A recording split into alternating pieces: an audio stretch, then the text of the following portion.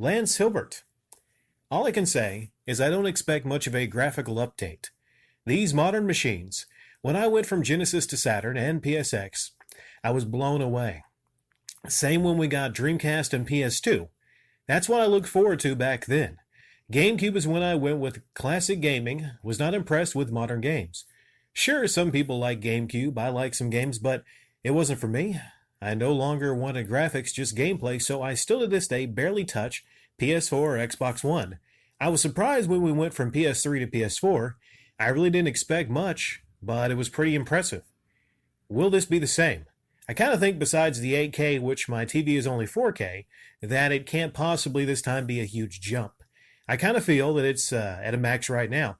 Only talking about graphics, not FPS or anything else. Well, that's a great point you got.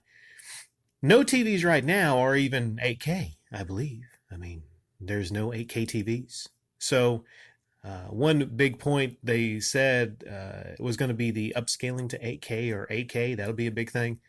Okay, so the resolution will be higher. All right, so that means the games, they'll be bigger sizes and they'll be shinier, they'll be prettier, but at the end of the day, what kind of graphical updates can we look forward to? I'm guessing, maybe the particle effects might be a little better. It's something I thought of when I played Tekken 7. Like, and a lot of you might not agree with this, but I'm playing Tekken 7 and I'm like, looks shinier, but what's really different? I feel like we're getting kind of gypped, the more this goes along and the more we keep saying, we're going to get a new console to have new incredible experiences. Well, most of the time, and you might not agree with this, okay, there's nothing that I'm playing on an Xbox One that I technically really couldn't play on a 360. Downscaled a little bit. Nothing. Not a thing. I mean, a lot of people, when Xbox One came out, they said, oh, look at Rise. Rise looks amazing. Well, you can make Rise a 360 version, but you talked about like going from Genesis to Saturn. You can't do Saturn games on the Genesis. You can't do that. We were talking about huge major leaps from 2D to 3D. And even some things from PS2 to PS3, you could tell the jump. You could tell instantly. Arguably, I would say maybe the biggest jump outside of, Genesis to Saturn and stuff around that would be the PS2 to PS3 and the Xbox to Xbox 360. Especially when you look at the differences between games like San Andreas and GTA 5. What? San Andreas and GTA 5? Within years of each other? I mean, I know it's closer to a decade, but you get my point. That was a huge jump. But going from PS3 to PS4,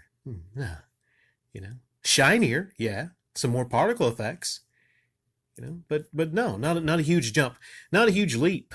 All right, the cutscenes, yeah, you could say they're a little more realistic and a little more realism.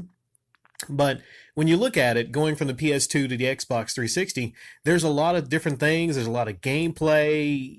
There's a lot of differences. Not as drastic as, of course, 2D to 3D as in Genesis Saturn. But you're saying like you're not going to be super impressed by just higher resolutions.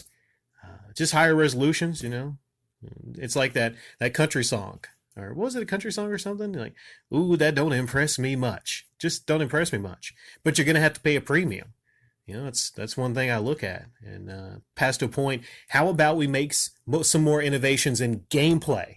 Everyone's just focused on making the graphics better. How about we look at these new machines and how they can change, gameplay? Or are we really, like you said, are we really at a point to where you can really only push better graphics? So these new systems are basically just graphical updates, huh? Thank you, Lance.